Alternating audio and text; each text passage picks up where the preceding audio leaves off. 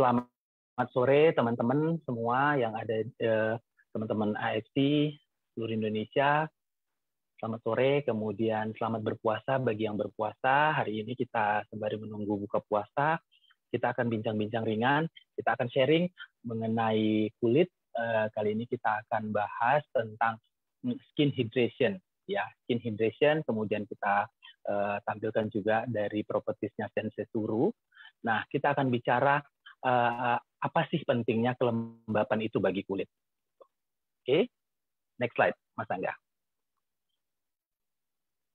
Oke, sebelum saya lanjut, sebenarnya kalau kita bicara hydration, hydrating, yang disebutkan di sini kelembapan secara paripurna atau secara optimal, yaitu nanti akan ada hydrating dan moisturizing, ya, memberi kelembapan dan mengunci kelembapan. Oke, nah kalau menurut Anda penyebab kulit kering itu apa sih gitu? Coba ketik di kolom chat, ya. Nanti mungkin kita akan overexfoliation, yes Mbak Evi, yes. Nanti akan ada overexfoliation, nanti akan ada di kita bahas di slide-nya.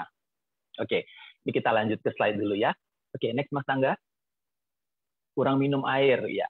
Oke. Baik. Nah, jadi berbagai macam kondisi yang kulit yang mengalami kekeringan atau kurang kelembapan itu pada kondisi kulit yang iritasi, kemudian ada juga yang karena kebiasaan kita ya menggosok kulit ya, jadi memberikan gesekan terlalu berlebihan pada kulit dengan frekuensi yang lebih sering ya. Nah, misalnya yang paling sering itu apa? Misalnya kita pada wajah, kulit wajah itu misalnya menggunakan toner ya, maaf ya, menggunakan toner dengan kapas ya.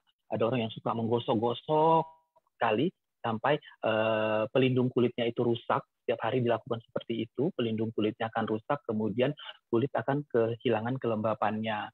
Kemudian pertambahan usia juga. Jadi pertambahan usia akan mempengaruhi tingkat kelembapan pada kulit, karena pada kulit itu sendiri selain ada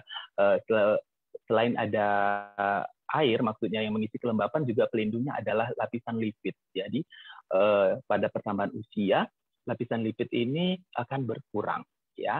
Begitu juga dengan termasuk juga dengan ceramide yang membangun dari skin barrier itu juga dengan pertambahan usia juga akan berkurang.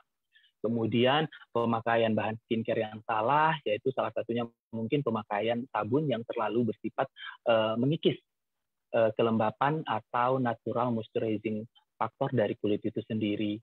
Kemudian suhu juga berpengaruh, begitu juga dengan perubahan cuaca. Suhu yang terlalu ekstrim, sangat tinggi atau sangat rendah juga berpengaruh terhadap kelembapan pada kulit. Kemudian kondisi kesehatan tertentu ada yang menyebabkan kulit menjadi lebih kering, ya, pada penyakit tertentu, misalnya gangguan ginjal, kulit akan dapat menjadi sangat kering, misalnya seperti itu, atau kondisi kesehatan yang bawaan, ya, kondisi-kondisi kesehatan kelainan kulit bawaan juga menyebabkan kulit sangat kering. Misalnya kalau teman-teman pernah mendengar pada kelainan kulit ichthyosis, ya, kulitnya sangat kering sekali, dan itu memang bawaan. Oke, next slide Mas Angga.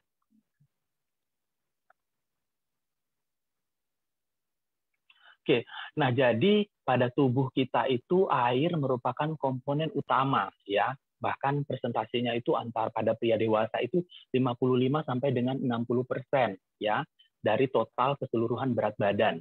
Kemudian itu selain daripada lemak.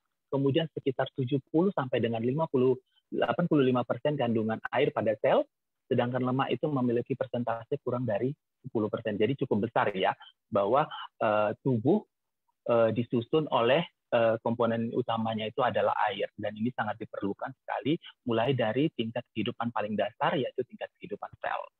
Oke, next slide, Mas Angga.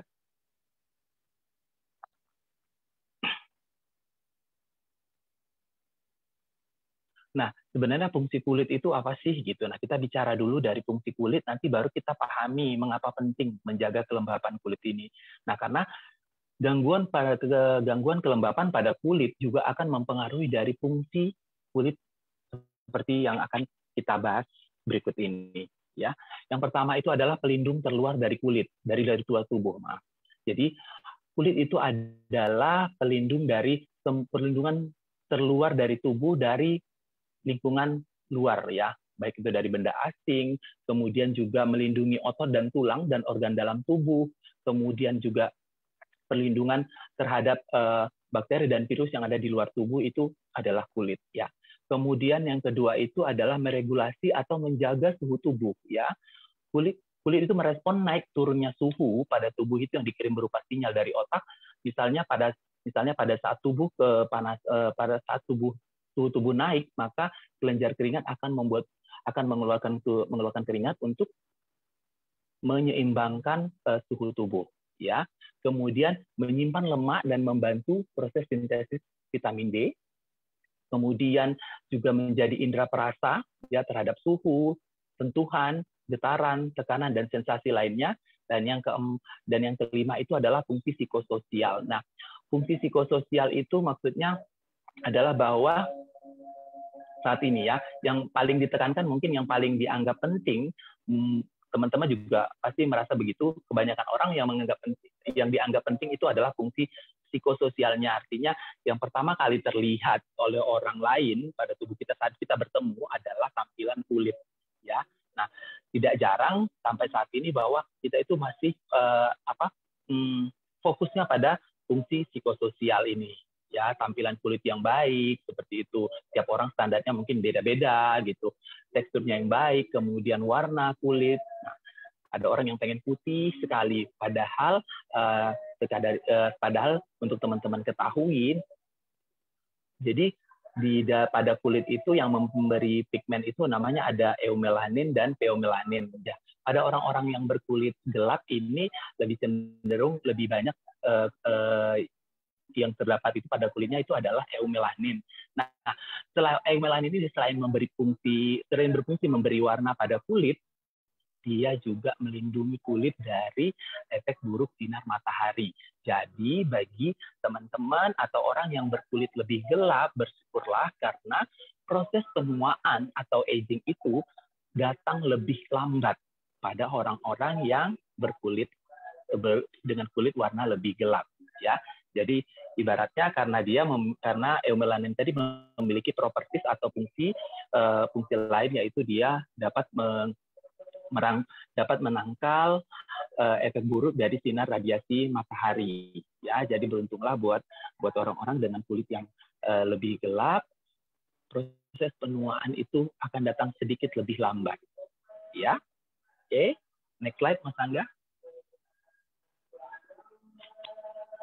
Nah, kelembapan kulit itu adalah kondisi yang dipengaruhi oleh kadar air dalam kulit ya.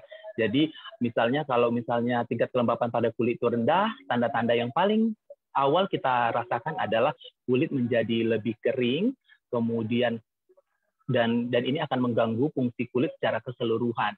Nah, kalau kita perhatikan distribusi dari komposisi cairan yang ada pada kulit itu sendiri, itu sekitar 10% itu berada pada lapisan luar ya, dan kemudian sekitar 30%-nya lagi berada pada lapisan lebih dalam ya. Penurunan kadar air dalam stratum corneum yang terluar sampai kurang dari 10% akan menyebabkan kulit terlihat bersisi, kasar, dan kering. Oke, next slide Mas Angga. Nah, jadi sebenarnya secara alami tubuh itu memiliki, kalau teman-teman pernah mendengar namanya NMF ya, Natural Moisturizing Factor ya, yang dapat mencegah kulit dari kehilangan kelembapan ya. Dia dapat mencegah kulit dari kehilangan kelembapan atau biasa kita sebut transepidermal water loss ya, kehilangan air melalui penguapan pada kulit atau TWL.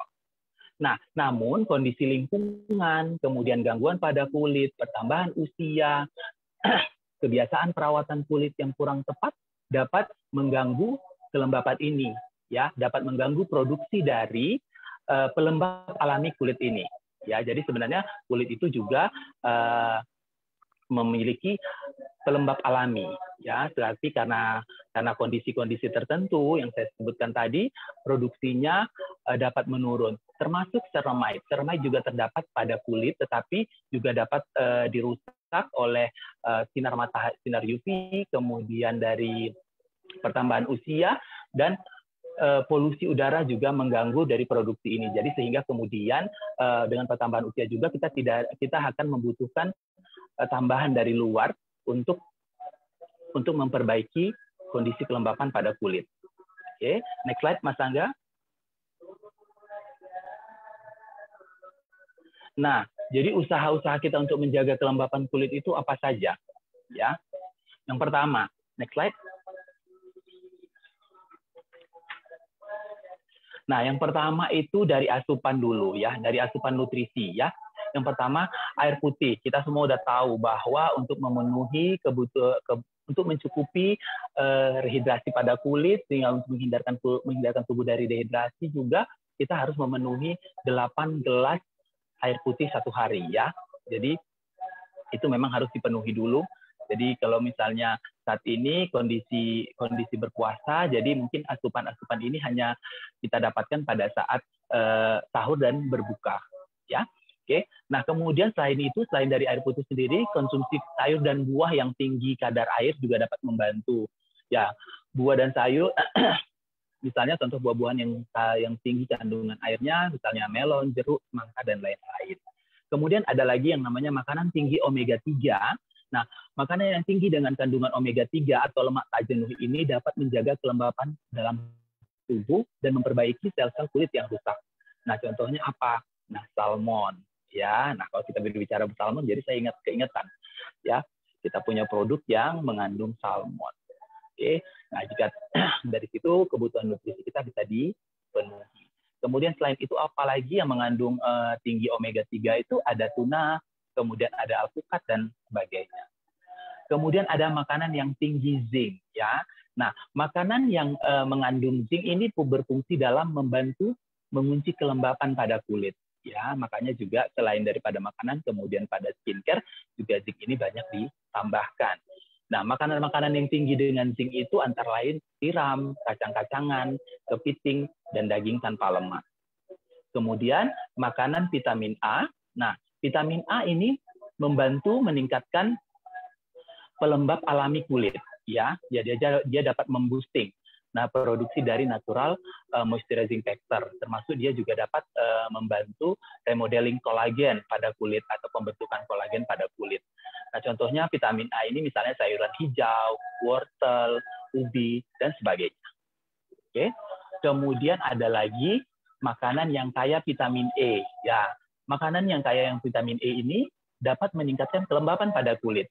Ya, kita udah familiar ya bahwa vitamin E itu selain yang dikonsumsi, kemudian yang ditambahkan mungkin di berbagai produk skincare, di lotion tubuh misalnya, dia dapat meningkatkan kelembapan pada kulit. Nah, contohnya apa? Misalnya kalau pada makanan itu pada biji-bijian, kacang-kacangan, gandum, alpukat dan sebagainya. Oke, next slide. Nah, kemudian usaha kita untuk menjaga kelembapan pada kulit ini selain dari nutrisi tadi adalah perawatan kulit. Oke, apa saja yang bisa kita lakukan? Oke, next slide, Mas Angga.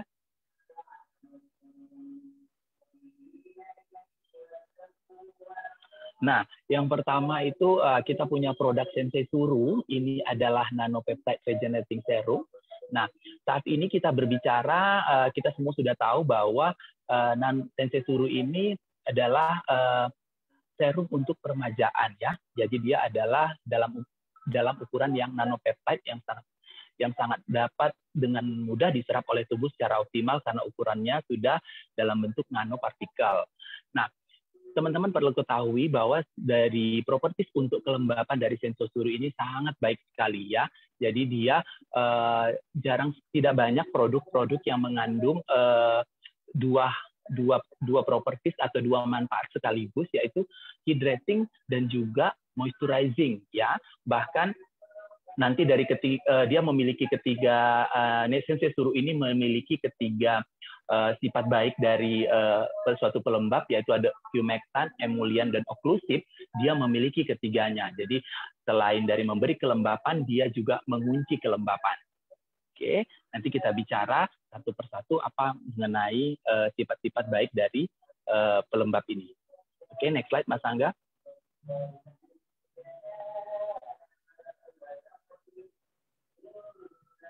Nah, kalau bicara mengenai sensei suru, terlepas dari manfaatnya untuk melembabkan, dia juga sudah memiliki beberapa paten manfaat, ya, yaitu dia dark improving agent, kemudian dia mencegah pembentukan noda hitam yang mulai terbentuk dari dasar lagi, yaitu dari dalam pori-pori. Kemudian dia juga bersifat anti alergik, yaitu dia memiliki manfaat histamine release inhibition. Kemudian dia juga menghambat produksi dari melanin. Melanin itu adalah sel kulit gelap yang awal dari cikal bakal dari flek-flek pada wajah juga. Nah, kemudian dia juga memiliki paten manfaat yaitu untuk hair restoration. Kemudian dia juga memiliki gabungan dari ketiga manfaat tadi, menekan produksi melanin, kemudian dia juga menekan produksi histamin. Oke, next slide Mas Angga. Nah, beberapa kandungan dari sensei suru itu cukup baik sekali ya. Nah, kita pernah bicara mengenai ini, ada marine placenta, ada salmon DNA. Saya yakin teman-teman semuanya sudah familiar dengan kedua bahan utama ini yang sifatnya meregenerasi dan memperbaiki kerusakan pada sel. Ya, kemudian ada Angelica root extract, ini salah satu bahan premium yang terdapat di produk-produk skincare high end atau produk-produk skincare dengan merek-merek ternama. Oke, kemudian juga ada squalane, ada glutathione, kemudian ada hydrolyzed elastin collagen, hydrolyzed elastin, kemudian ada sodium hyaluronat. Nah, dia juga dalam karena dia adalah memiliki teknologi nano, jadi partikelnya itu sudah dalam bentuk yang lebih kecil lagi ya. Kalau sodium hyaluronat, kalau teman-teman selama ini mendengarnya adalah hyaluronic acid, sodium hyaluronat ini adalah penyusun dari hyaluronic acid. Ya, jadi untuk manfaat yang lebih besar dengan penyerapan yang lebih baik. Kemudian ada ceramide juga, kemudian ada hydrolyzed collagen. Nah, dia juga dalam bentuk bukan kolagen yang utuh lagi, tetapi yang sudah dalam bentuk nanosize. Ya, next slide, Mas Angga.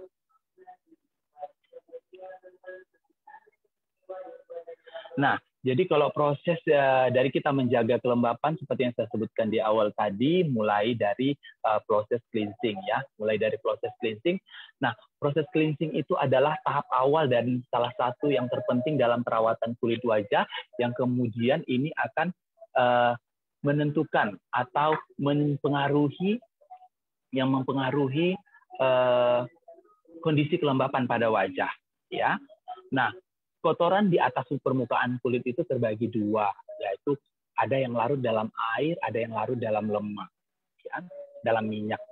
Nah, jadi kotoran ini termasuk sisa makeup, produk skincare, debu. Nah, jadi oleh karena itu, karena ada dua jenis perbedaan dari jenis kotoran yang ada di permukaan kulit ini, makanya kita membutuhkan dua jenis cleanser yang berbeda atau pembersih yang berbeda. Yang pertama itu adalah oil-based cleanser atau cleanser atau pembersih wajah yang berbahan dasar air, dan water-based cleanser atau pembersih wajah yang berbahan dasar air.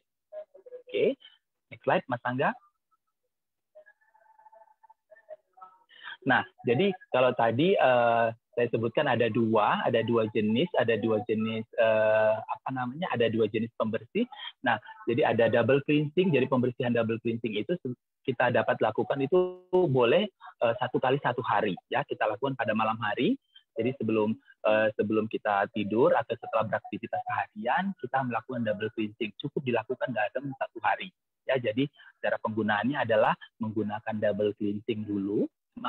Menggunakan oil-based cleanser dulu yang berbahan dasar minyak. Ya, jadi jangan dibayangkan bahwa yang dioles ke wajah itu minyak alami seperti itu, bukan. Jadi dia adalah minyak yang dapat teremulsifikasi begitu bertemu dengan air. Ya, dia dapat larut dan luruh. Nah, kemudian setelah menggunakan oil-based cleanser, ini kita bilas dengan yang namanya lukewarm water. Ya, nah ini akan menentukan kebersihan, ini akan menentukan hasil dari proses cleansing tersebut. Jadi lukewarm water itu adalah air suam-suam kuku atau air hangat-hangat kuku ya. Nah, kemudian kita lanjutkan dengan yang namanya water based cleanser. Nah, water based cleanser ini adalah sabun pembersih wajah yang mungkin seperti teman-teman pakai di rumah pada umumnya. Nah, di sini di dalam water based cleanser inilah ada satu bahan yang sangat menentukan keutuhan dari atau kondisi kelembapan dari kulit kita ya. Baik itu terutama dari yang menjaga natural moisturizing factor. Jadi pelembab alami kulit itu akan sangat terpengaruh pada satu bahan ini. Nama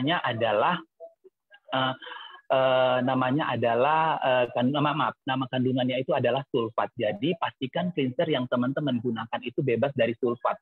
Jadi kalau di beberapa pembersih saat ini di kemasan itu sudah tertulis no sulfat ya, no sulfat. Nah, jadi beberapa jenis bahan yang mengandung sulfat ini antara lain itu ada SLS namanya atau sodium lauryl sulfat. Ini banyak kita temukan pada sampo dan pada sabun tubuh, tetapi tidak jarang ada pada pembersih wajah. Nah, kemudian ada yang namanya SLES atau sodium laureth sulfat. Kemudian jadi sodium laureth sulfat ini akan mengikis pelembab alami kulit atau natural moisturizing factor secara berlebihan. Ya. Jadi dia akan mengangkat sebagian besar dari faktor alami pelembab wajah tersebut, ya. Nah, jadi kalau misalnya perlu teman-teman ketahui bahwa pelembab alami di wajah itu berbeda dari di tubuh. Jadi kalau misalnya pada sabun tubuh, kemudian pada sampo ya, ini masih tergolong aman jika mengandung SLES ini. Jadi dia berbeda dengan yang di wajah. Jadi kalau misalnya teman-teman melihat di rumah sabun tubuhnya kemudian samponya masih mengandung SLS ini masih relatif aman. Nah, kemudian ada juga yang masih mengandung dari SLES ya, sodium laureth sulfat. Sebenarnya ini juga masih terkategori aman, tetapi pada penggunaan jangka panjang dia juga akan mengikis pelembab alami kulit. Jadi mengganggu keseimbangan kelembapan pada kulit ya. Nah, jadi sebaiknya apa yang dipakai? Jadi sekarang ini sudah banyak produk-produk yang menggunakan alternatif pengganti sulfat. Misalnya teman-teman bisa nanti selain dari keterangan di kemasan itu biasanya non sulfat, teman-teman bisa melihat di ingredientnya itu ada kandungan sodium silen sulfonat ya. Jadi yang berakhiran sulfonat ini masih jauh lebih ringan ya, masih lebih gentle pada kulit, jadi tidak merusak pelembab alami kulit secara berlebihan. Ya, memang kadang-kadang kita coba teman-teman ngerasakan begitu kita mencuci wajah, rasanya wajah itu kesat, tegang. Teman-teman pada suka. Terus kemudian ada yang tidak terlalu berbusa dan wajahnya tidak menjadi terlalu tegang rasanya setelah mencuci muka. Sebagian orang merasa ini kurang bersih gitu. Padahal bukan. Mengapa wajah kita setelah mencuci wajah itu terasa tegang? Karena pembersih yang tadi kita gunakan itu mengikis sebagian besar pelembab alami kulit. Ini yang nanti akan mempengaruhi pada keseimbangan dari pelindung alami kulit atau skin barrier. Ya, jadi kalau teman-teman di rumah merasakan sabunnya kalau mukanya nggak tegang itu nggak rasanya tidak cuci muka, nah udah pelan-pelan ke depan bisa diperbaiki karena efeknya nanti jangka panjangnya adalah kerusakan kelembapan. Ya, sudah banyak kok cleanser yang ada di pasaran, pembersih wajah yang ada di pasaran itu non sulfat ya. Memiliki keterangan nanti di kemasannya non sulfat, atau teman-teman bisa melihat di kemasan ingredient itu yang berakhiran dengan sulfonat masih jauh lebih baik dibandingkan daripada SLS dan SLES. Oke, next slide. Nah, jaga kesehatan skin barrier. Nah, katanya tadi upaya kita menjaga skin barrier itu apa? Jadi skin barrier itu adalah pelindung alami kulit ya. Pelindung alami kulit itu terdiri dari lapisan lipid, kemudian dia juga 50%-nya adalah ceramide, selain itu ada kolesterol dan asam lemak. Nah, tadi kita udah bicara bahwa salah satu upaya kita ada dalam menjaga kesehatan skin barrier itu adalah mempertahankan ya, mempertahankan keutuhan pelembab alami kulit atau natural moisturizing factor. Nah, di sini kerusakan skin barrier itu, jadi skin barrier itu berfungsi untuk pertahanan terhadap virus, bakteri, jamur, dan peradangan. Jadi kerusakan kelembapan juga akan mempengaruhi pada kesehatan skin barrier kulit kita. Nah, kerusakan skin barrier itu selain tadi kerusakan kehilangan kelembapan, antara lain juga kondisi lingkungan, ya, terlalu lembab atau terlalu kering. Nah, kemudian seperti yang saya sebutkan tadi, hilangnya pelembab alami kulit, ya, oleh alergen, iritan, polutan, termasuk juga oleh sulfat. Kemudian paparan sinar matahari tanpa perlindungan UV yang optimal, ya. Ceramide ini dapat dirusak oleh sinar matahari tanpa perlindungan UV yang optimal atau tanpa perlindungan sunblock yang optimal. Kemudian paparan bahan kimia termasuk golongan obat dalam jangka waktu yang lama.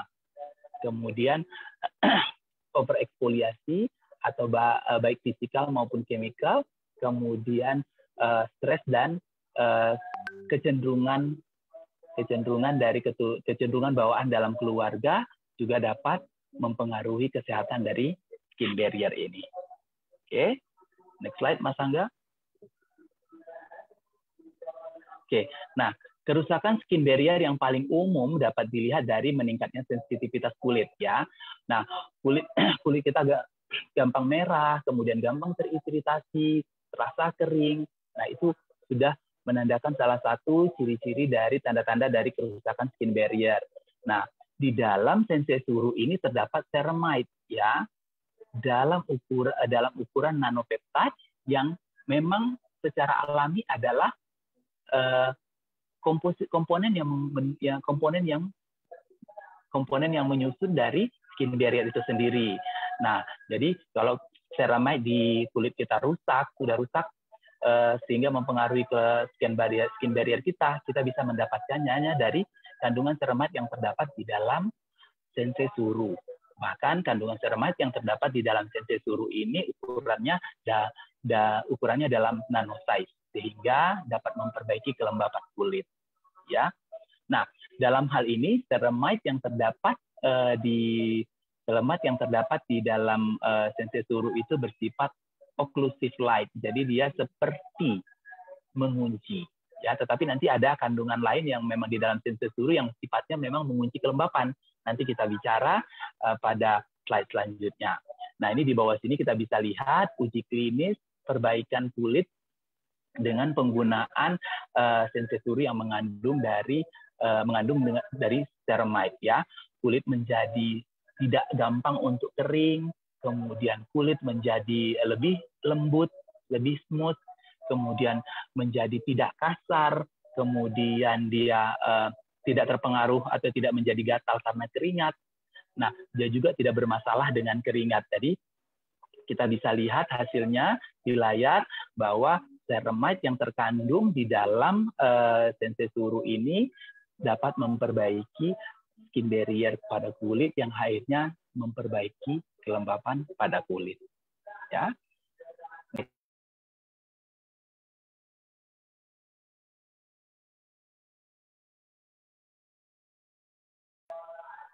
Oke.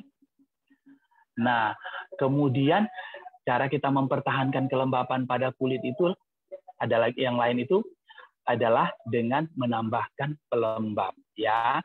Nah, kalau tadi kita memang bicara kulit itu memiliki kelembapan alami atau natural moisturizing factor, tetapi dapat dirusak atau produksinya berkurang oleh usia, pertambahan usia, kemudian lingkungan. Nah, selain itu kita dapat menambahkan kelembapan pada kulit itu dari salah satunya mungkin dari skincare ya, di wajah maupun di kulit tubuh. Nah, kelembapan kulit yang terganggu itu seperti yang kita sebutkan tadi, kulit kering, bersisik, kasar dan menjadi sensitif, karena dia kerusakan skin barrier juga mengganggu kelembapan pada kulit ya. Nah, pelembab yang baik dan optimal itu harus memenuhi 3 sifat berikut. Yang pertama itu ada namanya humektan. Humektan itu bersifat menarik air atau menarik kelembapan ke dalam kulit ya. Nah, di sini proses hydrating dimulai ya. Nah, jadi dia untuk memperbaiki kelembapan pada kulit itu dia menarik dulu kelembapan dari luar ke dalam kulit. Di dalam sensesuru terdapat kandungan yang bersifat humektan, yaitu sodium hyaluronat. Yang saya sebutkan tadi merupakan penyusun dari pembangun dari asam hyaluronat atau hyaluronic acid. Ya, pertama humektan. Oke, next slide Mas Angga.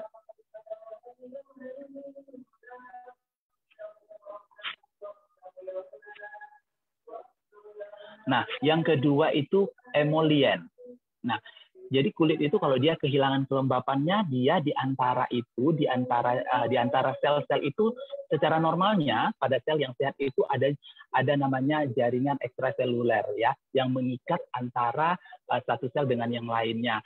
Nah, jadi bisa dibayangkan kalau kulit kehilangan kelembapannya dia seperti retak-retak begitu ya dalam tingkat sel ya ini. Jadi ada jarak. Nah, disinilah fungsi emolien itu. Dia mengisi kelembapan pada celah-celah kulit, ya. Nah, jadi emolien itu mengisi kelembapan pada celah-celah kulit. Pada sensesuru, sifat ini terdapat pada kandungan squalen. Nah, kemudian tadi kan kita sudah menarik kelembapan pada kulit, kemudian yang retak-retak, yang celah-celah di antara kulit tadi yang sudah kering tadi kita isi dengan emolien. Nah, saatnya apa? Kita kunci ya dengan sifat yang ketiga adalah oklusif. Jadi oklusif itu mengunci kelembapan pada kulit. Ya. Kan pada sensesuru kandungan ini manfaat ini terdapat pada kandungan sunflower oil. Ya. Nah, jadi kalau selama ini untuk teman-teman ketahui di pasaran itu sebenarnya kalau kita bicara moisturizer ya, baik itu dari tingkatan hydrating, dia itu sifatnya antara kalau tidak humectant emolien atau dan dia biasanya terpisah daripada oklusif. Ya. Jadi antara lain kalau nggak humectant emolien oklusif gitu. Jadi memang kita butuhkan lagi tambahan dari luar untuk mengunci kelembapan ini. Nah, kelebihan pada sensesuru ini dia memiliki ketiga sifat ini. Ya, jadi kalau teman-teman bisa keep in mind, bisa diingat bahwa sensesuru itu dari manfaat untuk menjaga kelembapannya itu sudah komplit. Jadi dia menarik kelembapan masuk ke dalam kulit, kemudian dia mengisi kelembapan, mengisi celah-celah pada kulit dengan kelembapan, dengan kandungan yang dari kandungan squalen tadi, dan yang kemudian yang ketiga dia oklusif ya. Oklusif itu mengunci ya. Jadi dia sudah komplit. Satu produk itu sudah komplit mengandung tiga sifat ini tadi ya. Jadi tidak dibutuhkan lagi pelembab atau moisturizer terpisah. Kecuali mungkin, tetapi harus diingat bahwa tiap kulit itu berbeda ya, tiap kulit itu sangat berbeda, makanya perlakuannya semestinya sangat personal ya. Tapi jika nanti ada mungkin kondisi pada 1-2 kulit yang berbeda, memang harus membutuhkan tambahan moisturizer yang bersifat lebih oklusif lagi, nanti boleh ditambahkan. Tetapi pada dasarnya produk kita ini, produk dari AFC ini, sensesuru sudah mengandung ketiga dari sifat optimal atau sifat baik yang harus dipenuhi oleh suatu pelembab. Oke, next slide Mas Angga.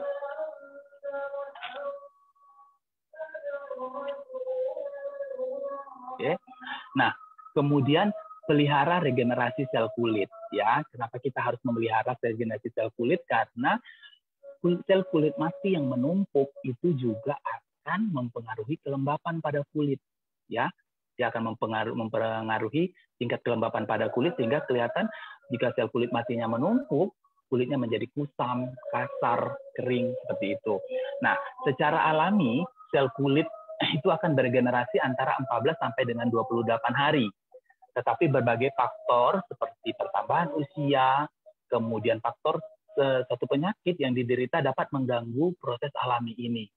Seperti yang saya sebutkan tadi, penumpukan sel kulit mati itu mengganggu kelembapan dan menyebabkan kulit itu kusam dan kasar.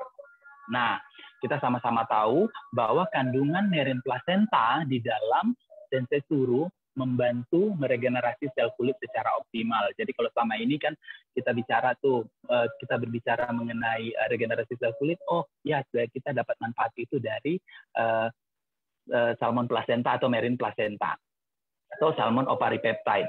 Nah, jadi manfaat ini berlaku pada seluruh sel tubuh termasuk pada sel kulit, ya. Dan marine placenta atau salmon ovaripeptide juga terkandung pada sensei suru. Next slide, Mas Angga. Nah, kemudian proses regenerasi sel kulit yang tidak berjalan lancar yang kita sebutkan tadi karena berbagai faktor, sel kulitnya menumpuk, ya. Sel kulit matinya menumpuk, kemudian mempengaruhi kelembapan dan tekstur pada kulit. Nah, jadi ada bahan yang bersifat untuk mengangkat sel kulit mati yang kita sebut itu ada namanya AHA, BHA, dan PHA. Jadi kalau teman-teman sering dengar ada namanya alpha hydroxy acid, kemudian ada beta hydroxy acid atau BHA, dan ada yang sekarang ada namanya PHA yang sifatnya lebih lembut, lebih gentle atau lebih lembut dibandingkan AHA dan BHA. Nah, ini biasanya pada PHA itu diperuntukkan pada kulit-kulit yang sensitif, ya. Nah, pada sensei suru ini terdapat kandungan golongan dari alpha hydroxy acid atau AHA, yaitu citric acid yang sifatnya dapat mengangkat sel kulit mati, ya. Nah, kemudian citric acid yang terdapat di dalam kandungan sensei suru ini juga adalah sebagai bahan eksfoliator yang dapat mengangkat sel kulit mati sehingga tampilan kulit bisa lebih halus dan cerah juga, yang pastinya juga akan mempengaruhi tingkat kelembapan pada kulit. Nah, jadi teman-teman harus untuk teman-teman ketahui bahwa kalau misalnya teman-teman itu membaca ingredient yang ada di sebentar ya, saya ambil, maaf.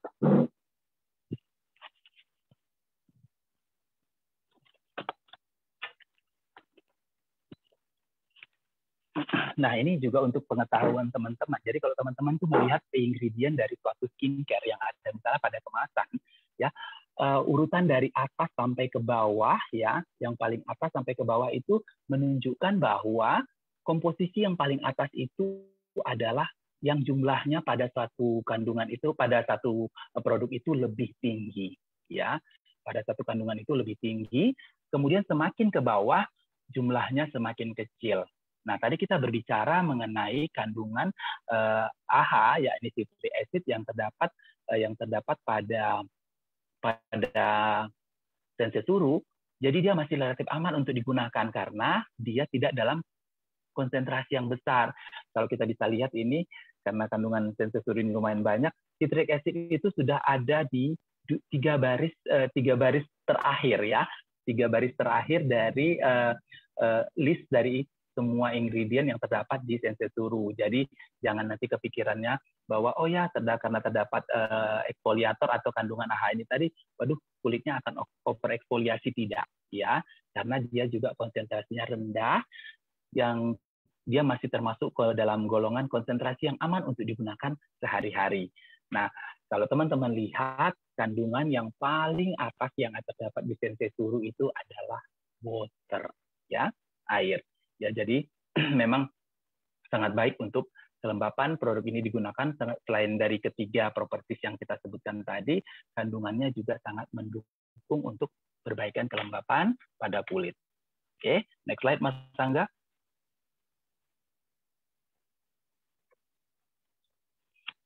Nah, tadi kita bicara marine placenta, ya kita semua sudah tahu manfaatnya memperbaiki elastisitas kulit, kemudian membantu regenerasi sel kulit, merangsang produksi kolagen, memperbaiki pori-pori, kerutan halus, dan noda hitam. Oke, next slide, Mas Angga.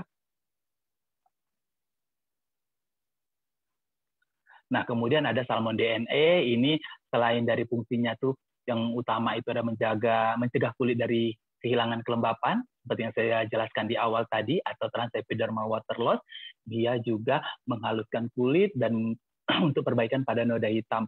Ada satu lagi properties dari salmon DNA ini sendiri yang sangat baik, dia bersifat memperbaiki kerusakan sel juga, ya. Jadi dia sangat baik dalam memelihara kesehatan kulit. Oke, kedua komponen ini terdapat pada Sensei Suru. Oke, next slide Mas Angga.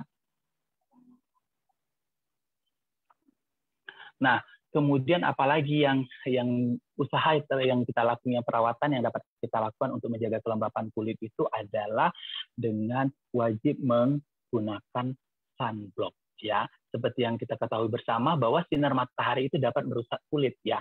Nah, radiasi sinar matahari itu kan ada dua, ada UVA dan ada UVB, ya.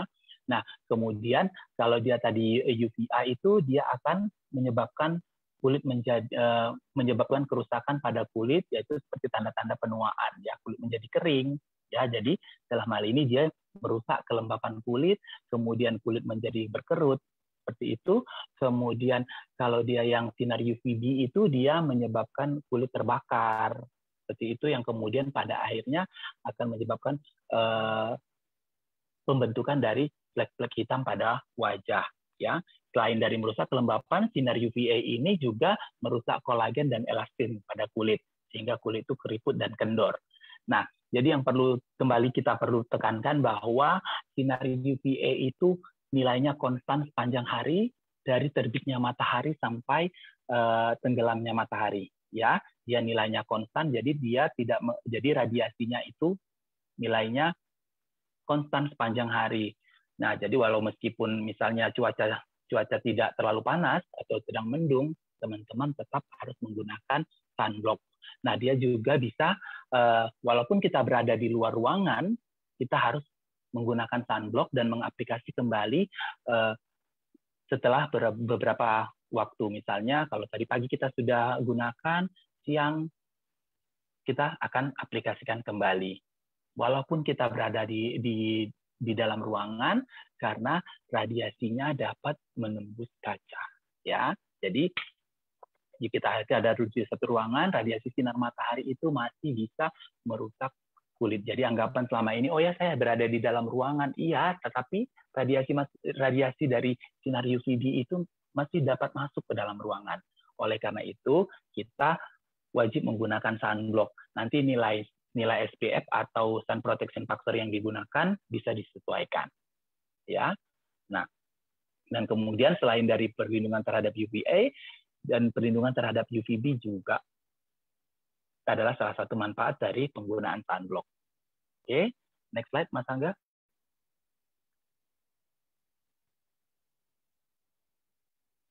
Nah, kita tahu bahwa UVA itu merusak juga kolagen, ya. Salah satu efek buruk dari sinar radiasi UVA, dia merusak kolagen dia merusak kolagen sehingga kulit menjadi kendur dan berkerut. Nah, di dalam Sensei Suru itu terdapat partikel kolagen yang berukuran sangat kecil, yaitu 500 Da, sehingga dapat terserap secara optimal pada kulit, ya. Kita sudah tadi sampaikan bahwa kandungan bahan-bahan yang terdapat di dalam Sensei Suru ini sudah dalam ukuran nanosize, sehingga penyerapan lebih optimal dan manfaat produk yang kita gunakan juga dapat kita peroleh secara optimal.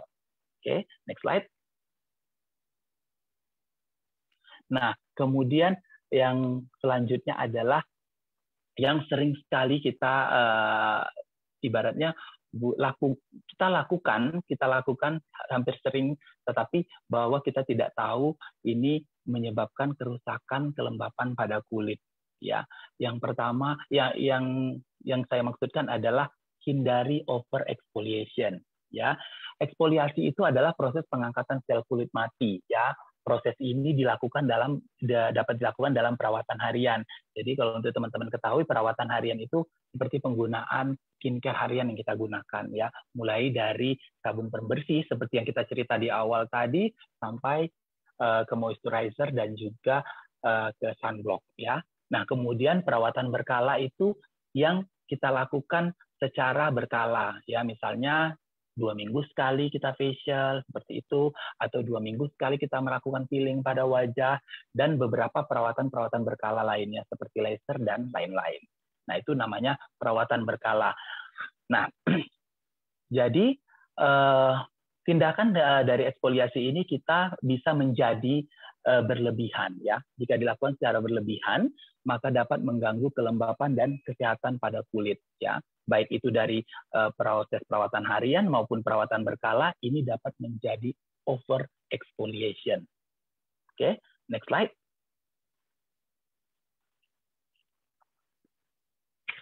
Nah, kalau misalnya dari perawatan harian, apa yang biasanya memicu dari over exfoliation ini adalah penggunaan bahan eksfoliator dengan konsentrasi tinggi dalam penggunaan sehari-hari. Seperti yang saya sebutkan tadi, eksfoliator itu ada AHA, BHA, dan PHA. Nah, ini jadi untuk konsentrasi tertentu, misalnya BHA 2%, seperti itu, kita akan gunakan dalam waktu yang berkala, ya. Ada juga beberapa kandungan lain yang lebih tinggi yang akan digunakan di bawah pengawasan dokter, itu akan digunakan 2 sampai 4 minggu sekali. Nah, jadi kita perlu mengetahui kandungan skincare yang kita gunakan. Pastikan bahwa bahan-bahan ini misalnya dari BHA itu ada salicylic acid, kemudian ada PHA, ada HH, itu salah satunya citric acid, lactic acid, mandelic acid, itu tidak berada pada 3 urutan terakhir dari list ingredient.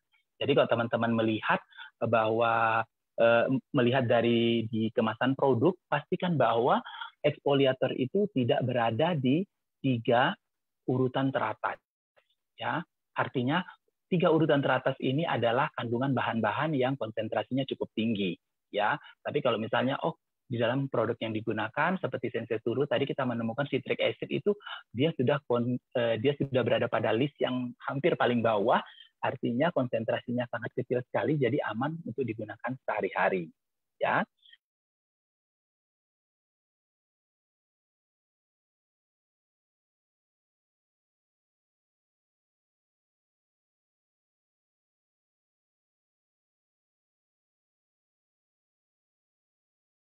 Jangka panjang, ya, bukan untuk penggunaan back dulu Mas Angga. Jadi dia bukan untuk penggunaan jangka panjang. Jadi jika kita menggunakan suatu produk yang tergolong kosmetik medis atau mengandung bahan obat dalam jangka panjang dan tanpa di bawah pengawasan dokter, ini juga dapat menyebabkan over eksfoliasi. Nah, kemudian perhatikan jarak perawatan berkala dan hindari gesekan berlebihan setiap hari pada kulit. Seperti yang saya sebutkan tadi di awal, nih teman-teman, kita juga biasanya paling sering tuh menggosok-gosok wajah dengan toner dan kapas. Itu sebaiknya dihindarkan, ya, karena dia akan menyebabkan kerusakan pada pelindung kulit dan kemudian akan mencetuskan over eksfoliasi. Nah, kemudian jarak perawatan berkala lainnya juga harus diperhatikan. Misalnya facial boleh dilakukan 2 sampai 4 minggu sekali, ya. Atau perawatan lainnya seperti chemical peeling juga antara 2 sampai 4 minggu sekali. Dan perawatan-perawatan kosmetik lainnya seperti laser, dan sebaiknya diperhatikan jarak sesuai dengan kebutuhan kulitnya. Oke, sehingga kulit tidak menjadi over eksfoliasi, sehingga kelembapan pada kulit itu sendiri tidak rusak. Oke, next slide.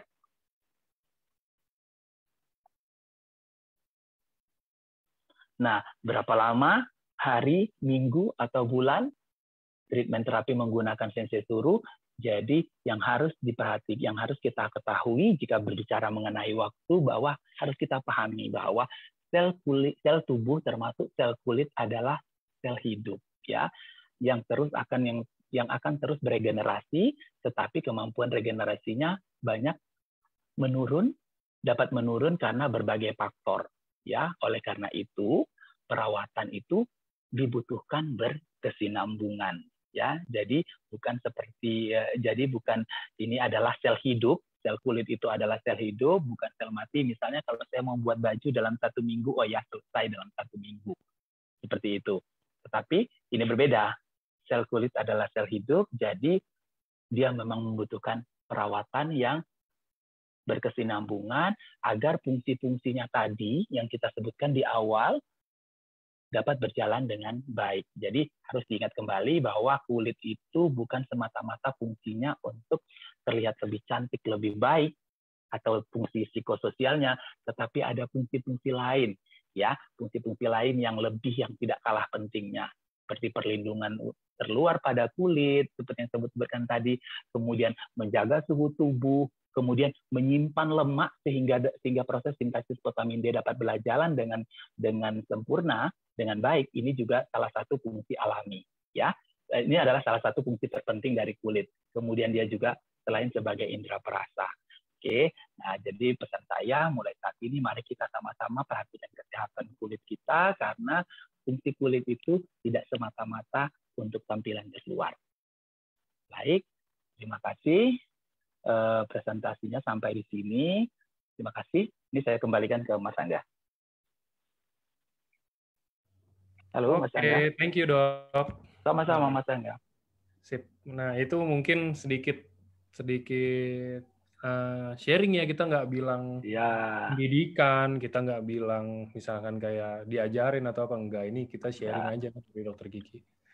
Soalnya kalau mungkin teman-teman yang belum tahu, nih Dokter Kiki dia pendalam tentang skincare banget, teman-teman. Maksudnya mungkin boleh nggak sih, Dok? Ini intermezzo ya, Dok, di luar dari topik. Cuman boleh nggak, Dok, kayak cerita dokter ini emang awalnya emang sekolahnya khusus untuk dokter kecantikan atau enggak? Dokter ini sekolahnya apa? Dan kenapa bisa terjun ke sini? Mungkin beberapa teman ada yang belum tahu, Dok, kan? Oke. Nah, saya itu sebenarnya pendidikan terakhir saya itu adalah S2 manajemen administrasi rumah sakit dari Universitas Indonesia. Ya, saya juga sebelumnya mendalami pendidikan dokter umum. Nah, kemudian saya mendapat pelatihan di bidang estetika setelah bergabung dengan salah satu skincare terbesar di Indonesia. Dan kemudian memang passion di awal saya, hobinya di samping hobi sampingan itu sebenarnya memang berkutat di skincare, karena dulu saya adalah acne survivor yang sangat parah. Jadi kalau teman-teman pernah bertemu saya dulu sebelum saya mengenal skincare itu, aduh. Jadi kalau misalnya saya saat ini melihat ya beberapa postingan di Instagram itu ada yang acne survivor ya. Saya ingat saya dulu seperti itu gitu. Cuman memang tidak pernah putus asa untuk mencari tahu, untuk belajar seperti itu. Gitu. Bahkan kalau misalnya teman-teman lihat, oh ya dokter wajahnya mulus banget, enggak, saya juga rentan berjerawat. Saya rentan berjerawat, cuman karena sudah terbiasa dealing itu menghandle-nya bertahun-tahun, jadi tidak memerlukan waktu yang lama. Termasuk nggak hanya di wajah, di tubuh juga. Gitu Mas Angga. Oke, itu mungkin ya sedikit kilas balik untuk dari Dokter Kiki ya. Karena sebenarnya pada perawatan kulit itu selain memang ada acuan-acuan yang sudah pakem ya. Memang ada acuan-acuan yang sudah pakem bahwa untuk kasus klinis ada, tetapi begitu ada sudah formulariumnya atau panduan khususnya. Tetapi begitu pun harus diingat bahwa kulit itu sifatnya personal, ya. Setiap orang beda dari kulit yang satu sampai kulit yang lain. Makanya memang mengapa membutuhkan perawatan yang berkesinambungan. Seperti itu, Mas Angga. Oke. Ya, itu sedikit background-nya juga ya, teman-teman. Nah, ini kita sekarang mulai masuk ke pertanyaan, Dok. Ke pertanyaan. Oke, silakan. Ini, Dok. Gini deh, Dok. Sebelum saya masuk ke pertanyaan, saya mau tanya satu lagi yang bersangkutan dengan Sensei Suru. Jadi kan banyak nih, Dok. Saya juga maksudnya banyak yang chat ke saya minta disampaikan ke Dokter Kiki, ya kan? Dan mungkin Alden apa segala macam gitu juga. Mau disampaikan kayak, Dok, kok saya pakai Sensei Suru jadi malah gatel atau apa? Nah, itu mungkin bisa dijelasin nggak sih, Dok? Kayak gimana maksudnya? Saya pernah cek dokter juga kan ya, lagi itu yang saya tanya dok, yang habis pakai sensei suru malah gatel, malah apa kondisinya malah apa. Nah itu mungkin boleh nggak sih dok dijelasin kenapa bisa sampai ke tahap itu gitu loh dok? Oke. Nah, yang pertama kita harus tekankan bahwa sensei suru ini adalah golongan kosmetik, ya. Jadi kalau ini saya jelaskan dari awal dulu, jadi dalam dunia skincare itu ada 2 kategori besar, ya. Ada 2 kategori besar produk. Yang pertama itu adalah kosmetik dan yang kedua adalah kosmetik medik, ya. Nah, yang kosmetik itu adalah yang bersifat over the counter juga. Jadi over the counter itu artinya bahwa bahwa obat ini dapat diperoleh dengan mandiri, kemudian dapat digunakan secara mandiri tanpa bantuan pengawasan dari seorang expert, ya, expert atau dokter. Nah, dia sudah bernotifikasi POM. Kemudian yang kedua itu adalah kosmetik medik. Kosmetik medik itu mengandung bahan obat yang digabungkan dengan bahan kosmetik. Dan ini dapat diperoleh dari resep dokter dan di bawah pengawasan dokter. Ya. Nah, pada kasus-kasus yang sering sekali ditemukan bahwa setelah menggunakan sensei suru maupun produk kosmetik lainnya, wajahnya misalnya menjadi gatal, perih. Nah, ini biasanya ada yang melatar belakangi. Ya, ada yang melatar belakangi namanya rebound phenomenon. Jadi rebound phenomenon itu adalah efek dari penggunaan kosmetik medik jangka panjang yang kita gunakan kemudian kita lepas secara tiba-tiba. Jadi pesan saya kepada teman-teman yang selama ini sudah menggunakan krim dokter, jika kemudian mau menggunakan sensei suru, sebaiknya tidak melepas secara tiba-tiba. Ya, contohnya, misalnya begini, kondisi wajahnya, sedang ada mengalami flek yang berat sekali, kemudian dia menggunakan krim racikan dari dokter yang sudah diresepkan oleh dokter dan diawasi oleh dokter. Nah, ini bisa saja digabung dengan sensei suru. Cara penggunaannya, serum dulu, baru krim. Oke, kita akan kembali urutan dasar dari penggunaan skincare itu, cleansing ya. Di awal itu cleansing atau pembersihan, kemudian itu terdiri dari oil based cleansing dan water based cleansing, kemudian dilanjutkan dengan toner ya. Toner ini juga nanti terbagi 2, ada exfoliating toner yang dipakai secara berkala, kemudian dilanjutkan dengan hydrating toner. Ya, hydrating toner. Kemudian ada lagi yang namanya essence. Jadi urutannya kalau kita ada essence, dilanjutkan dengan essence, ya. Kemudian dilanjutkan dengan serum. Kemudian dilanjutkan dengan skincare yang berbahan dasar krim. Ya, krim itu diletakkan di paling akhir. Nah, jadi kalau misalnya seperti pertanyaan Mas Angga tadi, setelah menggunakan sensei suru, wajahnya menjadi gatal atau malah flare up, jerawatnya naik, kemudian atau misalnya terjadi riwayat iritasi lain pada kasus-kasus flek, saya biasanya mendapatkan jawaban seperti itu, bahwa mereka sebelumnya menggunakan kosmetik medik kemudian dilepas secara tiba-tiba gitu. Nah, jadi sebaiknya tidak dilepas secara tiba-tiba tapi secara bertahap ya pada teman-teman. Nah, tetapi begitupun pada kasus-kasus tertentu saya tidak menganjurkan untuk menggabungkan keduanya. Misalnya seseorang yang sedang mengalami severe acne atau acne yang cukup berat, grade 2 dan grade 3 itu sebaiknya fokus saja dulu pada perawatan jerawatnya. Nah, kemudian apa yang bisa dilakukan adalah bahwa menunggu kondisi jerawatnya itu lebih stabil, kita masih bisa mendapatkan nutrisi dari produk ASC yang lain gitu. Ini yang kadang-kadang dilupakan gitu.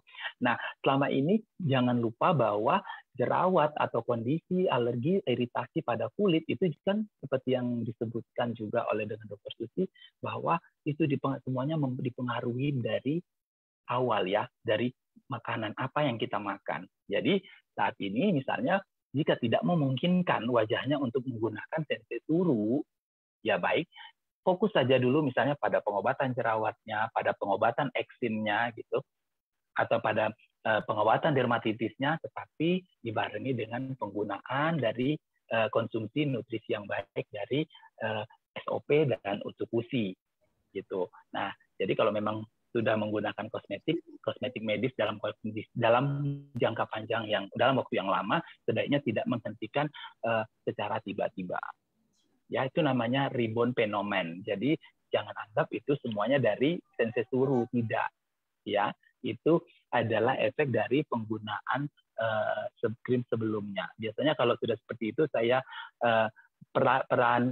secara bertahap. Misalnya kalau dia sudah menggunakan krim tersebut secara lama, misalnya dalam jangka waktu yang lama, mungkin kita akan menggunakan 2 hari sekali, kemudian 3 hari sekali, secara tapering off namanya, secara bertahap kita lepas. Oke, seperti itu Mas Angga. Oke, nah itu ya. Jadi dari kemarin soal gini dok, nggak tahu sih emang berturut-turut 2 hari ada yang chat ke saya dan ke Alden, maksudnya nanyain hal yang sama yang kayak begitu. Nah ini mungkin bisa menjelaskan juga ya buat teman-teman yang mungkin nanya ke saya nggak bisa bantu jawab karena saya nggak ngerti itu kenapa ya kan. Soalnya banyak kan gitu kan dok, masalahnya banyak kan orang kalau misalkan pakai satu produk, ya apalagi kita produknya produk MLM gitu ya kita bilangnya. Masalahnya setiap kali ada masalah atau ada apa, kita pasti tertujunya sama produknya kita sendiri, maksudnya harusnya kita kan harusnya tahu dulu. Mungkin kalau saya biasanya yang menjelaskan tentang Subarashi atau Utsukushi, kenapa saya minum Utsukushi kok langsung gatal badannya, kok mungkin saya minum Utsukushi, kenapa malah berat saya dari 70 naik 20 kilo jadi 90, misalkan. Sekarang kita harus tahu dulu background-nya. Mungkin Anda Utsukushi berat dari 70, setiap hari makannya nasi Padang, makannya apa, McDonald mungkin atau apa, dan sehari makannya bisa 7 sampai 8 kali. Naiklah berat Anda pasti, nggak mungkin nggak naik gitu kan. Seperti yang saya sebutkan di hari awal juga bahwa produk AFC ini dia levelnya adalah healthy food ya, yang Subarashi, Utsukushi, SOP dan Utsukushi itu levelnya adalah levelnya adalah healthy food. Jadi tidak akan berimpact seperti obat dalam jangka waktu yang pendek dapat mengakibatkan terjadinya apa. Tidak seperti itu gitu. Nah, begitu juga dengan kosmetik. Jadi dengan sensei suru, bahwa sensei suru ini golongannya kosmetik ya, yang cukup ringan untuk digunakan. Jadi misalnya kayak kemarin saya mendapatkan kasus bahwa dia misalnya, oh ya dokter, saya setelah menggunakan sensei suru berjerawat di satu tempat, di tempat tertentu. Nah kemudian saya bilang begini, Bu, kalau memang penyebabnya adalah sensei suru menyebabkan ibu jerawatan, tidak hanya di satu tempat, tetapi di semua tempat yang kita oles sensei suru. Gitu. Nah, jadi timingnya saja yang pas. Misalnya dia mau datang bulan kah atau kurang tidur kah? Seperti saat ini sedang dalam bulan puasa Ramadan, pasti waktu tidur kita sangat berkurang sekali ya. Bisa dilihat nih kantong mata saya udah nambah ya. Jadi waktu kita berkurang sekali. Nah, jadi waktu tidur, waktu istirahat yang kurang, kemudian mungkin kelelahan, tingkat stres, kemudian juga itu bisa tiba-tiba mengganggu dari produksi minyak di wajah dan jadi muncullah jerawat gitu. Jadi bukan serta-merta gitu. Nah, kemudian ada satu trik lagi, misalnya bagi orang yang memang pada sensei suru ini kan disebutkan salah satu propertisnya atau manfaatnya itu adalah histamin inhibition release ya. Jadi dia menghambat pelepasan dari histamin. Nah, jadi begitupun, jadi dia mencegah terjadinya alergi. Tapi begitupun pada orang-orang yang mungkin dengan kecenderungan kulit yang sangat sensitif, boleh melakukan skin test dulu ya. Skin test dulu. Caranya itu bisa dioles di belakang kuping sini ya. Jadi ya ini butuh bantuan dari upline atau yang mengenalkan produknya, memberikan mungkin bisa dikasih contoh sampel untuk dioles di belakang kuping ya, di sini atau di bawah juga. Kita akan skin test dan biarkan 6 sampai dengan 12 jam kemudian. Nanti kita lihat kalau memang kulitnya alergi terhadap salah satu kandungan yang ada di dalam sensei suru, maka akan terjadi alergi. Tapi jika tidak, maka aman untuk digunakan. Ya, jika tidak terjadi ruam, kemudian tidak terjadi gatal pada tempat pengolesan, artinya aman. Tapi begitu misalnya dioles ke wajah terjadi yang disebutkan kalau misalnya wajahnya langsung gatal-gatal. Artinya yang saya sebutkan tadi, rebound phenomenon. Ya, jadi fenomena rebound itu yang harus teman-teman tahu. Oke, seperti itu, Mas Angga. Oke. Nah, itu ya teman-teman. Semoga menjawab juga, dan semoga buat mungkin leader-leader atau mungkin upline-upline-nya yang nonton, yang downline-nya ada yang bermasalah, kasus kayak yang tadi saya ceritain barusan, bisa diceritain, atau mungkin kalau nggak bisa ceritain takut salah, nanti ada rekaman dari Dokter Kiki, bisa dikasih juga. Ini Dokter Kiki masih live nggak, Dok, di Instagram? Enggak live nih, tapi tiba-tiba ngehang, makanya bilang tadi. Pengennya nge-live sih, cuman harusnya live tadi. Saya nonton tadi padahal. Iya, saya soalnya beberapa teman-teman itu tidak memiliki akses ke Zoom atau tidak memiliki akses ke Facebook gitu. Dan trennya kan memang live di Instagram saat ini ya. Makanya kemarin mungkin nanti ke depan bersama Mas Angga kita akan live di Instagram ya. Boleh sih, kalau misalkan nanti kita nggak usah Zoom, udah kita Instagram aja kali ya. Ini teman-teman juga rata-rata di Instagram. Iya, kan? Rata-rata di Instagram. Jadi maksudnya kita spreading ke lebih banyak orang lagi. Oke. Kan member-member kita juga banyak yang selebgram kok. Nanti kita undang gitu, biar lebih menarik. Iya, biar. Oke, Dok. Ada pertanyaan selanjutnya. Ini apa sih, kayak permasalahan sehari-hari sih ini. Kayak misalkan kalau untuk ibu rumah tangga, Dok, ibu rumah tangga biasa cuci piring atau misalkan cuci baju atau apa gitu. Biasanya tangannya kena deterjen, tangannya kena sabun cuci piring, itu biasanya suka gatal. Nah, Sensei Suru ini kalau misalkan dipakai secara rutin, yang berperan sebagai krim tangan kita bilang, bisa nggak sih ngebantu? Apa mungkin Sensei Suru cuma untuk kecantikan aja? Sebenarnya kan secara keseluruhan sebenarnya pada suatu produk skincare diciptakan untuk wajah, untuk kulit wajah yang delicate. Delicate itu artinya apa bahasa Indonesianya ya? Delicate itu lebih membutuhkan perhatian khusus, lebih perlu kehati-hatian ya gitu. Perlu kehati-hatian diciptakan untuk wajah. Artinya jika digunakan di bagian tubuh yang lain tidak masalah gitu. Jika misalnya kita membutuhkan kelembapan yang lebih, atau misalnya seperti properties dari manfaat dari Sensei Suru ini, dia salah satunya misalnya meregenerasi sel, boleh kita gunakan. Nah, apalagi tuh di telapak tangan kan juga salah satu bagian kulit yang delicate juga, yang berbeda dari permukaan kulit tubuh secara keseluruhan. Boleh digunakan, tidak ada salah. Tetapi yang perlu diketahui adalah, jadi kalau misalnya di dunia medis namanya ada dermatitis kontak. Ya. Nah, jadi dermatitis kontak itu kelainan pada kulit yang memang disebabkan kontak terhadap sesuatu. Ya. Nah, ini misalnya kita akan mengatasi keluhannya dengan mengatasi misalnya anti-iritasi, dengan gatalnya bisa kita atasi anti-iritasi, atau kalau sampai ada radang, kita bisa berikan anti radang. Tetapi masalah ini tidak akan selesai jika kontaknya tidak dihindari. Nah, seperti tadi pertanyaan Ibu itu, misalnya, dokter saya alergi terhadap satu sabun cuci piring, misalnya begitu. Oke, gunakanlah sarung tangan. Ya, gunakanlah sarung tangan agar kontak terhadap bahan iritan tadi tidak berulang. Seperti itu, ya. Jadi kalau memang mau ditanya boleh digunakan untuk tangan, boleh. Saya sudah menggunakan ke beberapa bagian tubuh. That it's fine, nggak ada ininya, nggak ada masalah gitu. Ya kalau untuk tangan memang agak mahal ya. Tetapi misalnya, makanya saya sebutkan tadi, begitu misalnya, oh ya ini agak parah nih kondisinya, oke gunakan dulu untuk tangan. Oke, misalnya dalam waktu 1 bulan udah selesai, udah sembuh, dan atau menjelang sembuh, kalau kan harus cuci tangan tuh, harus cuci piring tuh. Nah, gunakanlah sarung tangan gitu. Jadi kita memperbaiki kondisi dari alerginya, tetapi kontak terhadap alergennya juga kita perbaiki. Tuh.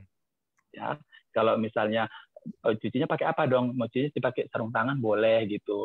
Kemudian saya kemarin ini sekitar kemarin saya melihat di TikTok ada yang namanya dishwasher ya, dishwasher mesin cuci piring. Kalau punya budget boleh, silahkan. Seperti itu. Jadi ya, masukin udah sembuh, habis itu bersih. Iya, gitu. Bersih, benar gitu. Iya, Bu Yuta. Oke, mungkin ada pertanyaan lain dari teman-teman. Nah, ini dok, apakah pemakaian Sensei Suru, Hanamai, dan sunblock bisa dijadiin satu? Oke. Mungkin pertanyaannya, dokter boleh nggak ceritain kalau misalkan saya mau pakai 3 produk itu nih, apa aja? Oh ya, seperti yang saya sebutkan tadi urutannya, ya kita skip ya, mulai dari misalnya dari sabun dan pembersih wajah dan toner sudah ya gitu. Nah misalnya mau menggunakan kemudian urutan selanjutnya apa, jadi mungkin bisa teman-teman kita mungkin bisa ingat atau catat sama-sama urutannya itu adalah mulai dari mulai dari proses cleansing itu mulai dari tahap awal dalam kondisi wajah kering, wajah dibersihkan dengan oil based cleanser, kemudian dibilas dengan air hangat kuku, kemudian dilanjutkan dengan water based cleanser, kemudian dibilas kembali, kemudian boleh dalam keadaan setengah basah atau setengah kering wajah menggunakan toner, ya. Kemudian setelah itu jika memiliki skincare produk skincare dalam bentuk serum, dalam bentuk essence boleh digunakan. Nah, Hanamai itu adalah essence. Jadi boleh menggunakan Hanamai dulu, ya. Kemudian setelah meresap dilanjutkan dengan serum, ya. Jadi urutannya setelah essence, serum, kemudian dilanjutkan dengan sunblock, ya. Atau misalnya kalau mau dipakai malam hari juga masih boleh. Misalnya Sensei, essence, Hanamai, kemudian dilanjutkan dengan serum, kemudian kalau dia misalnya sedang melakukan perawatan dengan dokter, ada krim kosmetik medis tertentu, boleh dilanjutkan dengan penggunaan krim. Jadi seperti itu. Jadi boleh digabung. Kalau pakai toner itu yang benar diusap pakai kapas atau ditepok-tepok aja gitu loh. Oke. Nah, jadi sebenarnya toner saat ini itu sudah diciptakan ada yang namanya exfoliating toner. Exfoliating toner itu sifatnya untuk mengangkat sel kulit mati, penggunaannya secara berkala, bukan penggunaan setiap hari. Ya, misalnya penggunaannya digunakan selama 1 minggu, kemudian akan dilanjutkan akan jeda 1 sampai dengan 2 minggu. Nah, jadi kalau misalnya itu adalah exfoliating toner, kemudian ada yang namanya hydrating toner. Tapi hydrating toner itu sifatnya untuk melembabkan. Jadi penggunaan toner yang baik itu kalau dia menggunakan toner adalah dengan cara ditepuk-tepuk saja. Ya, kalau saya malah karena dengan bantuan exfoliating toner, saya sudah tidak pernah menggunakan kapas lagi. Jadi misalnya saya langsung menaruh toner dan langsung ke wajah, ya. Penyerapannya lebih sempurna. Jadi kalau jangan teman-teman merasa oh ya tadi mau diusap nih dengan kapas biar terangkat semua kotorannya. Iya, bukan hanya kotoran saja yang terangkat, sel kulit hidup yang belum mati pun ikut terangkat. Jadi itu yang akan mempengaruhi kesehatan kulit selanjutnya. Nah, kalau memang mau lebih paripurna lagi pembersihannya pada saat di proses cleansing di situ gitu. Di situ prosesnya harus lebih optimal, harus lebih paripurna. Ada oil based cleanser, ya. Ada oil based cleanser, kemudian dilanjutkan dengan water based cleanser gitu. Mau menggunakan tool yang canggih saat ini juga boleh. Ya, jadi saat ini membersihkan wajah itu tidak hanya dengan tangan lagi, ada dengan silikon pad yang sangat lembut, yang sangat soft sekali, itu digerakkan dengan mesin. Nah, monggo kalau mau itu dilakukan, mau ngerasa lebih bersih boleh gitu. Jadi sifatnya toner tadi bukan membersihkan karena dia sifatnya menghidrasi ataupun mengeksfoliasi. Oke, seperti itu Mas Anda. Oke. Sekarang ada lagi. Kalau untuk berapa tetes? 2-3 ya. Mungkin ya dok, 2-3 ya dok, 2-3. Boleh. Ya, tapi itu pun penggunaan itu sebenarnya kalau kita mau ngikutin pakem yang sudah ditulis oleh seorang dermatologi terkenal di Amerika. Jadi saya pernah posting di story di Instagram saya itu ada aturan-aturan pakainya gitu, aturan-aturan pakainya berapa banyak. Tetapi begitu pun dikembalikan lagi ke personal orang masing-masing. Misalnya kondisi wajahnya ukuran wajahnya agak luas gitu, dan dia menggunakan 3 tetes itu tidak tercover semua, tidak masalah, boleh ditambahkan. Jadi jangan dipaksakan. Misalnya oh wajahnya kecil, dia menggunakan 1-2 tetes aja pun sudah cukup, mau dipaksakan 3 tetes, ya jangan juga gitu. Jadi tidak ada, jadi boleh disesuaikan dengan kondisi kulit dan proporsi kulit masing-masing. Nah, gitu. Seperti itu. Oke.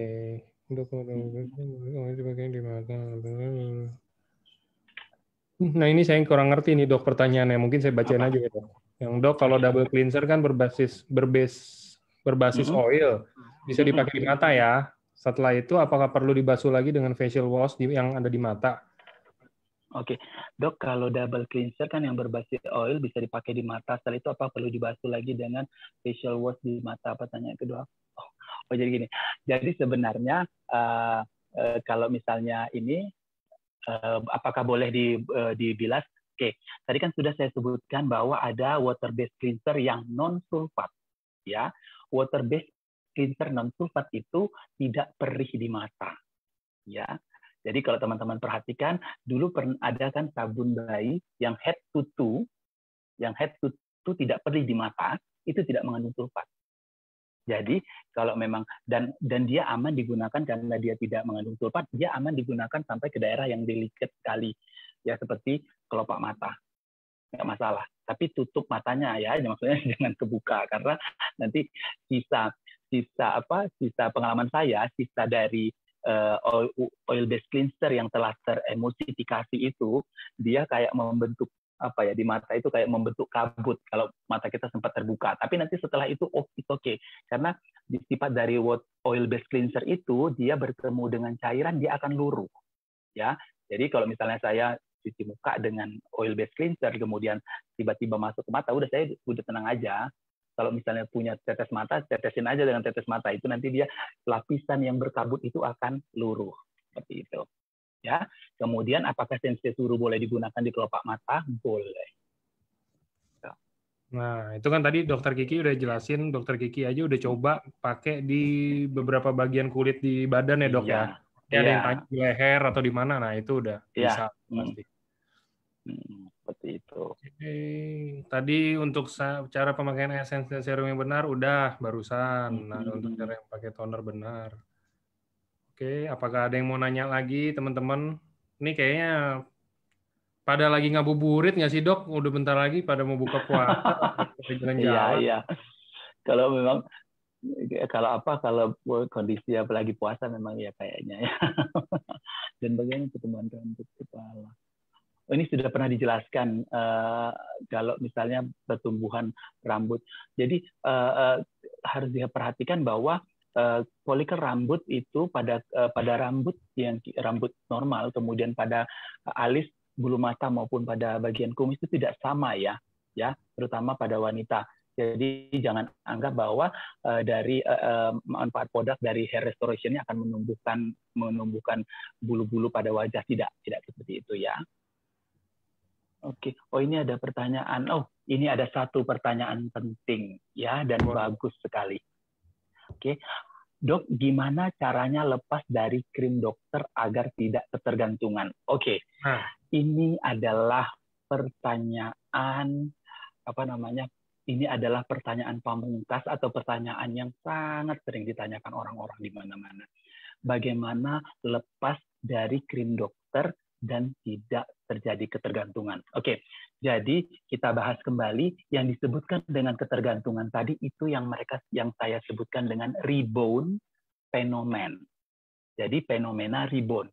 Jadi artinya begitu dipakai, kemudian dilepas, begitu dipakai kulitnya bagus, dilepas kulitnya kembali lagi ke kondisi asal. Ya. Nah, jadi sebenarnya yang perlu diketahui gini, tidak perlu lepas dari krim dokter dengan catatan seperti ini, karena saat ini dokter pun meresepkan kosmetik maupun kosmetik medik. Ya, jadi artinya dokter tidak hanya meresepkan bahan-bahan krim-krim racikan, tetapi dia juga meresepkan krim-krim yang tergolong kosmetik. Jadi yang perlu diperhatikan, seperti yang saya sebutkan tadi bahwa krim-krim racikan atau kosmetik medik ini diperoleh dengan resep dokter, kemudian di bawah pengawasan dokter yang sifatnya yang pertama itu satu, tidak untuk digunakan pada jangka panjang. Ya. Jadi kalau misalnya teman-teman sudah menggunakan satu krim dalam jangka panjang dan itu krim racikan, nanti mungkin boleh dikonsultasikan kembali ya kepada dokternya masing-masing. Nah, kemudian perhatikan juga bahwa selain tidak digunakan dalam jangka panjang, kemudian dia ada aturan jedanya di antaranya, ada timingnya gitu. Nah, misalnya ini saya kasih tahu satu bahan ya, satu bahan sebenarnya, tetapi tidak ini hanya dari wewenangnya dokter ya. Misalnya hidroquinone ya. Pada kasus-kasus flek berat ya, sampai saat ini pihak dari POM Indonesia, pihak dari yang berwenang regulasi Indonesia masih membolehkan penggunaan hidroquinone itu untuk digunakan mengatasi kasus berat, kasus flek berat sekali ya, yaitu yang pastinya dengan resep dokter. Tetapi itu pun penggunaannya terbatas ya. Di dalam regulasi disebutkan 4 sampai dengan 6 bulan. Kemudian kita akan jeda kemudian lagi sama 6 bulan ke depan digantikan dengan bahan-bahan whitening yang lain. Nah, seperti itu karena ini sudah masuk terpada bukan lagi hanya sebatas kosmetik medis, tetapi ini sudah masuk pada penanganan klinis gitu ya. Nah, jadi itu yang disebutkan. Jadi bukan jadi kalau misalnya kita sebutkan tadi ketergantungan yang kita bahas di awal tadi mengenai ribon fenomen. Jadi perhatikan bahwa kita menggunakan krim itu sesuai dengan kebutuhan kulit kita ya. Artinya kalau kita misalnya, kalau dari saya pribadi, bahwa saya akan menggunakan sesuatu yang berbahan obat dengan kasus urgen ya, harus ada urgensinya. Misalnya pada iritasi yang berat sekali, kemudian pada kasus-kasus yang akne yang sangat severe atau yang sangat berat. Nah, seperti itu. Tapi tetap diawasi oleh ahli, tetap diawasi oleh dokter, kemudian juga penggunaannya untuk jangka waktu yang terbatas. Nah, seperti itu. Jadi tidak perlu takut harus lepas dari krim dokter selama yang kita gunakan itu benar. Ya, mudah-mudahan itu bisa menjawab pertanyaan yang tadi. Ya, dan kita juga berhak tahu kok apa yang diberikan kepada wajah kita. Ya, seperti itu. Oke. Itu, Mas Angga. Sip. Untuk menjadi Nah, ini juga ada yang general juga, Dok. Dok, gimana sih kalau misalkan saya mau memudarkan jerawat? Enggak, kalau jerawat mah nggak bisa ya. Jerawat harus diberesin dulu ya, Dok, jerawatnya. Mungkin sekarang kita bahasnya bekas jerawat, Dok. Kalau misalkan ada bekas jerawat nih, gradasan nih kita bilang kalau biasa dibilang. Terus kira-kira gimana caranya kita bisa memudarkan? Oke. Nah, jadi gini, jadi kalau misalnya wajah kita itu jerawatnya sudah terkontrol, maksudnya jerawatnya sudah sembuh dan nodanya susah hilang, itu juga harus memperbaiki. Itu juga bisa salah satu tanda-tanda dari overeksfoliasi, dari kerusakan dari skin barrier itu sendiri. Nah, jadi harus diperhatikan bahwa misalnya kemerahan, kemudian yang pertama itu kemerahan, kemudian noda jerawat susah hilang, itu juga harus diperhatikan bahwa kulit kita sudah mengalami gangguan pada skin barrier-nya. Mungkin apakah itu karena kerusakan pH kulit, kemudian apakah itu juga kerusakan pada kerusakan pada skin barrier-nya. Nah, kalau sudah begini, yang akan diberikan yang harus dilakukan adalah satu, perbaiki skin barrier itu sendiri ya. Misalnya menggunakan Sensesuru boleh banget karena dia juga mengandung ceramide dan beberapa bahan-bahan yang bersifat melembabkan lainnya. Jadi kalau mau dicoba dengan ceramide boleh. Misalnya sudah selama ini wajahnya itu jerawatnya sudah terkontrol, kemudian kemarin dengan pengobatan dari dokter, menggunakan krim racikan dari dokter, jerawatnya sudah terkontrol, sekarang tinggal bekasnya. Kemudian saat jerawat sudah terkontrol, maka krim racikan tadi kita hentikan dulu ya. Kita fokus pada perbaikan kelembapan pada kulit agar skin barrier-nya, pH kulitnya juga kembali normal secara alami. Seperti itu. Oke. Kemudian satu lagi, jangan lupa sunblock ya. Ya, gunakan sunblock karena tanpa perlindungan sunblock, noda jerawat juga akan susah untuk tumbuh. Ya, karena dia kan ibaratnya bagian yang luka, tidak dipayungi dengan sunblock, akhirnya iritasi di radiasi matahari sampai merusak pada kulit. Oke. Nah, ini udah berhenti pertanyaannya dan kita udah 1,5 jam juga jatuhnya ya hitungannya. Jadi kayaknya saya sudahi saja. Ya. Oke, terima kasih Dokter Kiki. Nanti next-nya kita Instagram ya, Dok ya. Boleh Mas Angga. Boleh. Oke, thank you Dok buat waktunya hari ini sharingnya. Sama-sama. Terima kasih teman-teman atas kesediaan waktunya. Thank you juga buat yang lain yang setia setiap Sabtu saya lihat mukanya nih, muka-muka familiar temenin saya terus, nama-namanya juga semuanya Pak. Dan biasanya ada Bu Esther juga. Terima kasih semuanya. Oke, kalau gitu selamat sore semuanya. 1,5 jam lagi selamat buka puasa ya. Buka puasa. Terima kasih teman-teman. Thank you. Thank you teman-teman semua. Selamat sore.